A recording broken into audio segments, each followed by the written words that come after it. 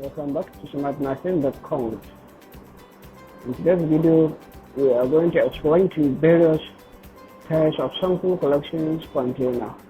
So, stay tuned and stay. The collections of the blood and anticoagulants container. The overview of this video will be discover the sources of blood, method of blood collection, venous blood, arterial blood, and capillary blood, and also the types of anticoagulant used with color coding container, and also how the blood is collected in blood bank. So let's start.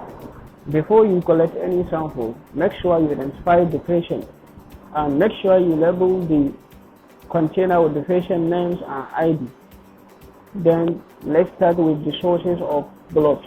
We have two different sources of blood. We have capillary blood, venous blood, arterial blood, then capillary blood. Capillary blood is a blood which is situated in the capillaries, that is an area under the tissue. The combinations of venous and the arterioles form to make capillaries in which the exchange of the gases occur within the tissue. So in this box, we are collecting the sample of capillary. The method of collecting blood from the capillary: select the leaf, use finger, clean the site with alcohol swab, puncture across the grains of the skin, and transfer blood to strip or small container. As you can see here, this is a finger which is white and clean with alcohol swab, then strip with the lancet, and the blood is coming out, which is going to accumulate in the container or stretch. Then the indications of this blood capillary: to draw a small amount of blood in a microtube or strip for blood sugar test or bleeding time test. And for infants and young children, we are collecting capillary blood. As you can see, this is a heel pulse of the infant, in which automatic lancet device are put on the heel of the child to collect capillary blood. The next, you can see as a finger pulse in adult. Mostly in adult, we are treating the finger pulse in order to collect the sample from the capillary. The next is air lobules. The air lobules is a place where you can also collect capillary blood. And the next we have next sources, that is arterial blood. In this, the blood is collected from the artery, which this artery has oxygenated blood, which is used in different tests. So before we move to the uses of this arterial blood, let's give you enough or short equipment used for collecting blood in the artery. We have tourniquet, which is used to tie the place, and we have VACUTAINER and syringe, alcohol swabs, and the bandage or gauze piece is available. The next we have is arterial blood. This arterial blood specially required for estimation of blood gases, such as ABG, that is arterial blood gas analysis, in which you will determine the pH of the blood, carbon dioxide, and oxygen of the blood. Collect quickly and fill completely, and fill both ends immediately. Besides, where you can collect arterial blood, we have radial artery, brachial artery, femoral artery, and temporal artery under the temporal bone. Then come to the venous blood, which is the third sources of the blood. In this, you are collecting the blood from the veins, which is the oxygenated blood. The articles required for collections of the blood to the veins from the veins, we have tourniquet, VACUTAINER and syringe, alcohol swabs, bandage or gauze piece is available, same as article used for collections of the blood from the artery. Then these venous bloods are the most common collected blood in the hospitals. The majority of the routine tests are performed on venous blood. Blood can be taken directly from the veins. The best site where you can collect venous blood, that is a deep vein of antecubital fossa, is the best place where you can take the venous blood. We have forearms. There is vein in the forearms, such as celiac vein or basilic vein. You can also collect blood from there. Then the other sides are dorsum of the hand, which also there is end of the basilic vein and dorsal venous arch of the blood vessels, which you can also collect. Then we have femoral vein. You can also collect femoral vein samples from the femoral veins. We also have the jugular veins, external jugular veins near the sternocleidomastoid muscles. Then the next thing we have is phlebotomy. A phlebotomy is a procedure which is a surgical opening or puncture of a vein to draw the blood or to introduce a fluid. In this procedure, you have to apply a tourniquet on the upper arm, sterilize the puncture area with a spirit or alcohol source and allow it to dry.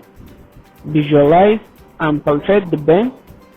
Don't enter the vein directly and vertically. As you can see here, the tourniquet is applied and the patient hand and positions of the vein in the place has been held, and the needle which is going to be inserted, the bevels of this needle is up, which is going to be inserted in the vein to collect this sample. Then when you insert the bevels of the needles in the vein, then you draw the blood according to required test, the amount of blood you want to collect. Maybe you are instructed to collect 10 ml or 5 ml of the blood. Then after you collect it, loosen the tourniquet, then withdraw the needles. When you withdraw the needles, press down on the gauze and apply adequate pressure and apply piece of band. Put the blood into a suitable container. Then precaution to be taken. The manufacture area must be cleaned, sterilized properly. The tourniquet shall not be applied for a long time and not more than 1 minute. Blind attention shall not be made. Subcutaneous manipulation of the needles to enter a vein shall not be made. Once the needle is withdrawn, the pressure shall be applied and maintained for 1 to 2 minutes. If you cannot control the pressure, this will cause ecchymosis, that is extravasations of the blood. Then the next thing we have, it is the order of draw of the blood. After three sources that we have discussed, that is capillary blood, venous blood, and arterial blood. So when we come to the different color of the container used to collect samples, for blood culture tube, we have yellow and black stopper color, and we have plain tube which does not contain anything, such as red stopper or SST. SST stands for serum spreading tubes, and we have coagulation tubes which is light blue stopper. And for last draw, we have heparin tube, we have EDTA and oxalate and fluoride. The tubes with anticoagulant additives must be mixed thoroughly with the collected blood. The serum. What is serum? Serum is a liquid remaining after blood has collated naturally in a length tube. It is the most common specimen required for chemical and serological tests. Then come to the plasma. What is plasma? A plasma is a fluid obtained from anticoagulated and centrifuge blood. This plasma is required for population profile and fibrinogen assay. Then blood collection tubes. These tubes are plastic tubes with a rubber stopper include the color coded. They contain anticoagulants or other chemical additives. The plain tubes contain no any anticoagulants. Then all tubes must be mixed thoroughly except plain tube. though it does not have any anticoagulant, so no need to mix it. The anticoagulant to container. Number 1, we have purple color, which contains EDTA as the anticoagulant. This EDTA stands for ethylene dimethylacetic acid. The types of EDTA we have sodium and potassium EDTA. It is 2.0 mg per ml. The mechanisms in which these anticoagulants are used to activate anything in the blood. They are forming calcium cells in order to remove the calcium. The uses of blood collected from this container, it is used in complete blood count, polymerase chain reaction, that is PCR, and PS, which is peripheral smear, and HbA1c, that is hemoglobin estimations. And this requires full draw, that is in about 8 times. EDTA we have are available as disodium EDTA, dipotassium EDTA. These containers are used for cell count and smear or platelet count. The next container we have is a light blue container. This light blue container, it has anticoagulant called sodium citrate, which has the 1:9 ratio, and the anticoagulant is 3.2%. The mechanisms of this anticoagulant, they are calcium chelation anticoagulant. The use of the blood collected from this container, it is used for coagulation studies and platelet functions. The next container we have is black in color. This black color, it also contains sodium citrate, which is 1:4 ratio, and the amount of sodium citrate is 3.8% of the sodium present in the black sample collections container. The actions of these sodiums also remove the calcium.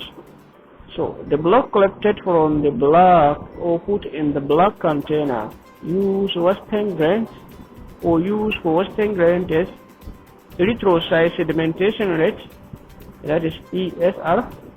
The next ESR tube, that is additive or sodium citrate.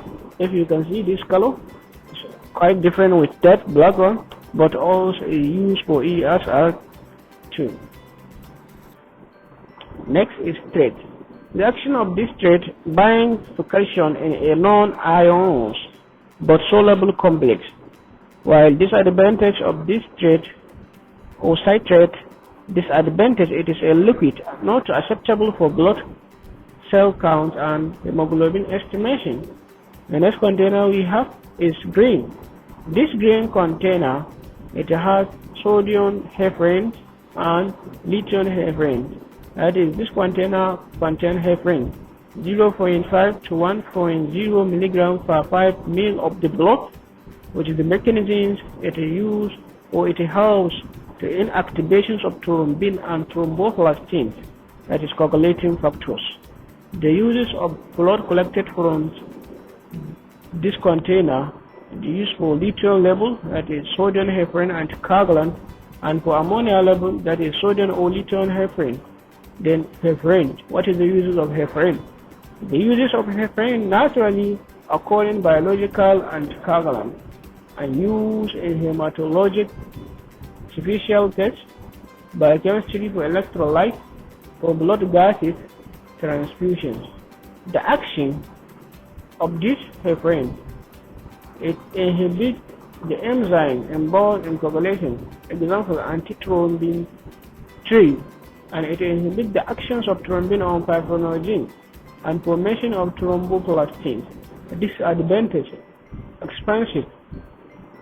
It is expensive and highly acidic blue coloration in smear. Next color we have is gray color. This contains sodium fluoride or potassium oxalate as an anticoagulant.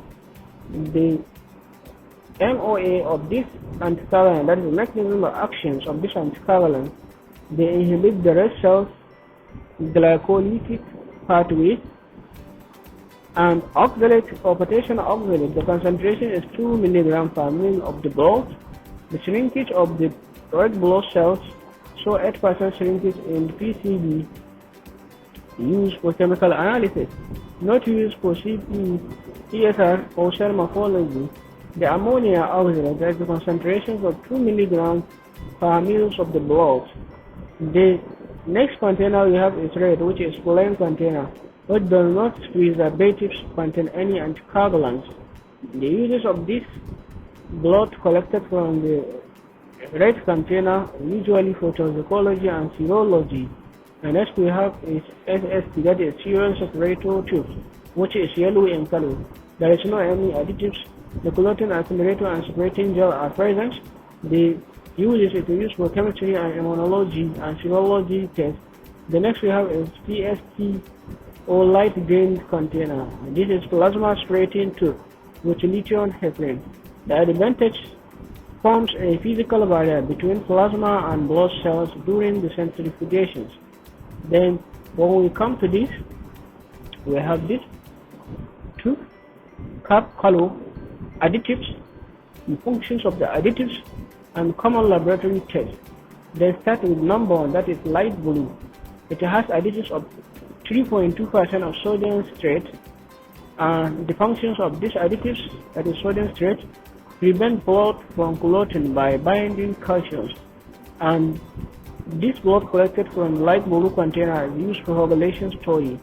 And next we have red or gold, that is mortal or tiger top used with some tools is not shown. The serum to additives, this container contains serum to with or without clot activator or gel. The clot activator promotes blood clotting with glass and silica. The particles gel spread serums from cells. It is used in chemistry, serology, and immunology.